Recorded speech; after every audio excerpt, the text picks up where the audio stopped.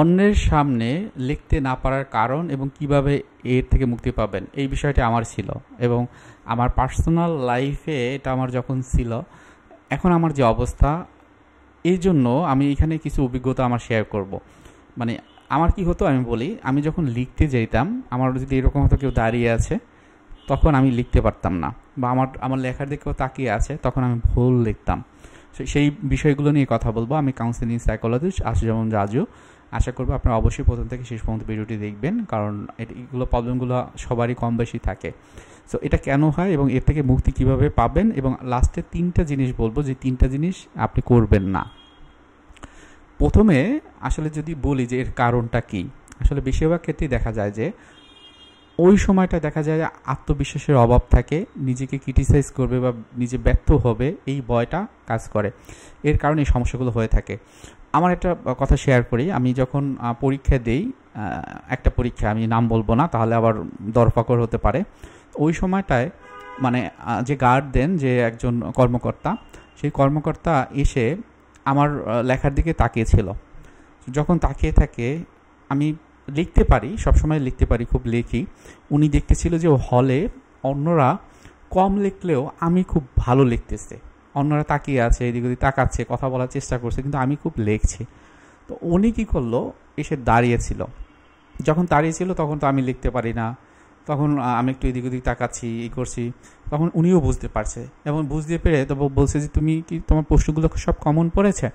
আমি বলছি জি sir, common পড়েছে। তো কোনো সমস্যা আছে মনে হয় পরীক্ষায়? আমি কি করলাম, আমি বললাম যে স্যার আমার এইটা একটু বুঝতে পারছি না, মানে এটা কি প্রশ্নটা হলো।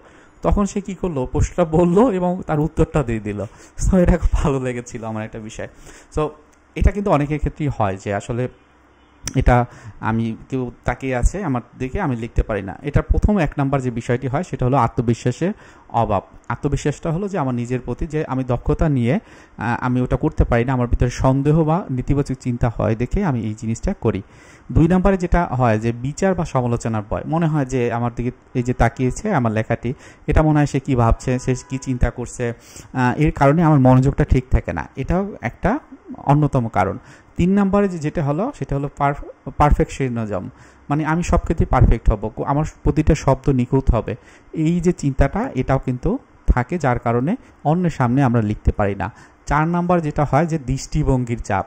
সেটা কি, অন্যের সামনে যখন আমরা কোনো কাজ করতে যাই, তখন দৃষ্টি বা উপস্থিতির কারণে যে অন্যরা দৃষ্টি দিচ্ছে, আমার এখানে দেখছে, এটা একটা চাপ বোধ হয়, যার কারণে আমরা লিখতে পারি না। এবং সবথেকে যেটা ইম্পর্টেন্ট আমি এখন যেটা বলবো সেটা হলো অভ্যাসের অভাব। অর্থাৎ আমি এরকম কোনো সিচুয়েশন তৈরি হয় না, স্পেসিফিকভাবে তৈরি হয় হয়তো আমি একটু বাইরে গেলাম বা আমার গুরুত্বপূর্ণ পরীক্ষা তখন হয়। সো ওই সময়টা যখন আননোন পার্সন বা আমার নোন পার্সন তাকায়, তখন এই বিষয়গুলো হয়, আমাকে জাজ করবে। এক তো আমার আত্মবিশ্বাসের একটু কম আছি, পারফেক্ট আমি হতে পারি না, পারফেক্ট হতে চাই কিন্তু পারি না, এবং আমার যে ওই যে দৃষ্টিভঙ্গির চাপটা সেটা বেশি কাজ করে। সো এই বিষয়গুলো থেকে আপনি কীভাবে মুক্তি পাবেন যদি আমি বলি, অনেক ক্ষেত্রে দেখা যায় যে এই ধরনের সমস্যা যাদের থাকে তাদের ইনফেরিয়রিটি কমপ্লেক্স থাকে, তাদের প্রতি হীনমন্যতা বোধটাও কিন্তু অনেক ক্ষেত্রে থাকে। সুতরাং এটা কমিয়ে নিয়ে আসার জন্য আমার বেশ কিছু আমরা কাজ করতে পারি। যেমন 1 নাম্বারে যেটি করতে পারি সেটা লেখার লক্ষ্য ঠিক করুন। স্পষ্ট লক্ষ্য করুন যে আপনি কি লিখছেন, কি লিখতে চান, এবং নিজেকে মনে করিয়ে দেন যে আপনি নিজের কাজের মনোযোগ দিচ্ছেন, এটা আপনার কাজ, সেটা দিকে আপনি মনোযোগ দেন। 2 নাম্বার হলো একা একা একটু অনুশীলন করুন। সেটা কি, আপনি যখন লিখতে যান তখন আত্মবিশ্বাসটা কম থাকে, বা আমি মনে হয় ভুল লিখছি, ঠিকমতো হচ্ছে না, তো এটা আবার আরও একটু বেশি প্র্যাকটিস করেন। 3 নাম্বার যেটা হয় মাইন্ডফুলনেস চর্চা। আমার খুব বেশি অস্থির লাগে এবং খুব বেশি আমি ভালো থাকতে পারি না, অ্যাংজাইটি থাকে। এটাই একটা সময় এই যে বা লেখার সময় অন্য কেউ তাকিয়ে থাকলে বা দেখলে সেটা আমার খারাপ লাগে। সো এইখানে আপনি যদি মেডিটেশন করেন সেটা আপনার খুব ভালো কাজ করবে। 4 নাম্বার যেটা হলো প্রত্যাশা কমান। আমরা কখনোই পারফেক্ট হতে পারি না, পারফেক্ট হওয়া কখনোই সম্ভব না। আর জীবনটা কখনোই এককভাবে যাবে না। হ্যাঁ, জীবনটা উপরে নিচে সমান সমান এভাবে যাবে। সো এটা আমরা মেনে নেব। কোনো একটা কাজ করতে গেলে আমরা ছোট থেকে বড়র দিকে শুরু করব। মনে করি যে আমি যেটা লিখব সেটা কি করব, যে আমি ছোট ছোট বিষয় নিয়ে, ছোট ছোট বাক্যগুলো নিয়ে আমি শুরু করব, এবং বাক্য লেখা থেকে আমি হয়তো একটা বড় একটা প্যারা লিখলাম, এভাবে শুরু করব। এই প্রবলেমটা বেশিরভাগ ক্ষেত্রে দেখা যায় যারা স্কুলের টিচার হিসেবে প্রথমে যান তারা কিন্তু এই প্রবলেমটা ফেস করে। হ্যাঁ, সো তাদের জন্য এই যে ভিডিওটি খুবই গুরুত্বপূর্ণ আমি আশা করি। তারপর যেই জিনিসটা আসে যে 6 নম্বরে ভয়গুলো চ্যালেঞ্জ করুন। আমি যদি ভুলই করি তাহলে কি হবে, এই প্রশ্নটা আপনি নিজেকে করুন। অন্যরা কি সত্যি এত মনোযোগ দিচ্ছে? এই প্রশ্নগুলো একটু লক্ষ্য করুন এবং উত্তরটি নিয়ে আসেন। হয়তোবা কেউ আমার তো ওটা দেখেও না, দেখার কিছু নেই। হয়তোবা আমি বোর্ডে লিখছি বা আমি যখন আমার আমার রাইটিং প্যাডে লিখছি, অন্যরা যদি দেখে তাতে আবার কী বা আসে যাবে। হ্যাঁ, সো এই জিনিসটা। 7 নম্বর যে জিনিসটা সেটা হলো ব্যক্তিগত জার্নাল লিখুন। নিয়মিত একটা জার্নাল লেখার অভ্যাস তৈরি করুন এবং এটা দেখবেন যে আপনার নিজের ভিতরে একটা আত্মবিশ্বাসের যে জায়গা সেটা তৈরি করবে। 8 নম্বরে হলো সহজ পরিবেশ তৈরি করুন। আপনি একটা জায়গায় লিখুন যেখানে আপনার কম চাপ অনুভব হয়, অর্থাৎ আপনি এমন একটা জায়গাতে যেয়ে লিখবেন যেখানে আপনার খুব চাপ বোধ হয় না। তারপর ওর থেকে আর একটু ক্রাউডি বা অন্যরা দেখতে পারে সেখানে আপনি দেখতে পারেন। আপনি বোর্ডে লিখতে পারেন না, তাহলে আপনার বাসাতে যখন থাকবেন তখন একটু একটু করে আপনি প্র্যাকটিস করতে পারেন।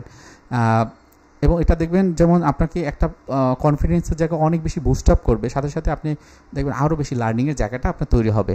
8 নম্বরে যেটা আসে যে সহজ পরিবেশ তৈরি করা, যেটা আমি এই যে একটু আগে বললাম। এবং 9 নম্বরে যেটা সেটা হলো উৎসাহ প্রদান করা। নিজে যখন ভালো কাজটা বা এই কাজটা করতে পারবেন নিজেকে উৎসাহ দেবেন, যা বাহ আমি পেরেছি, I am capable, I am confident, I am perfect. এই বিষয়গুলো একটু নিজেকে বলে উৎসাহ দেওয়া। 10 নম্বরে লেখার অভ্যাস তৈরি করা। লেখার অভ্যাস যদি কম থাকে তখন মনে হয় আমার ভুল হবে, ভুল হওয়ার সম্ভাবনা থাকবে এবং তখন এই ধরনের চিন্তাভাবনা বেশি হয়। সুতরাং আপনারা একটু লেখার অভ্যাসটা তৈরি করুন, দেখুন এই সমস্যা আর বেশি থাকবে না। 11 নম্বর যেটা বলবো সব থেকে ইম্পর্টেন্ট, যদি এমনই হয় যে আপনার এতই সমস্যা হচ্ছে যে আপনি কোনো কাজ ঠিকমতো করতে পারছেন না, ক্লাসে যাওয়া, লেখা সেটা করতে পারছেন না, নিজের লেখাটা আপনি ঠিকমতো লিখতে পারছেন না, তাহলে অবশ্যই বলবো কোনো প্রফেশনাল সাহায্য নেবেন। হ্যাঁ, সেই আপনাকে কনফিডেন্সের লেভেলটাকে আরও বুস্ট আপ কীভাবে করা যায় সেটি করবে। আপনার ভিতরে যদি অতীতের কোনো ট্রমা বা মানসিক আঘাত থাকে সেটা আইডেন্টিফাই করবে, সাথে সাথে আপনার লাইফটাকে স্মুথ করার জন্য যা কিছু করার সেগুলো ফ্যাসিলিটেট করবে। তো আজকে ভিডিও এখানে রাখছি। ভালো থাকেন, সুস্থ থাকেন। কারো কোনো প্রশ্ন থাকলে অবশ্যই কমেন্টে জানাবেন এবং অবশ্যই চ্যানেলটি সাবস্ক্রাইব করে রাখবেন। আসসালামু আলাইকুম।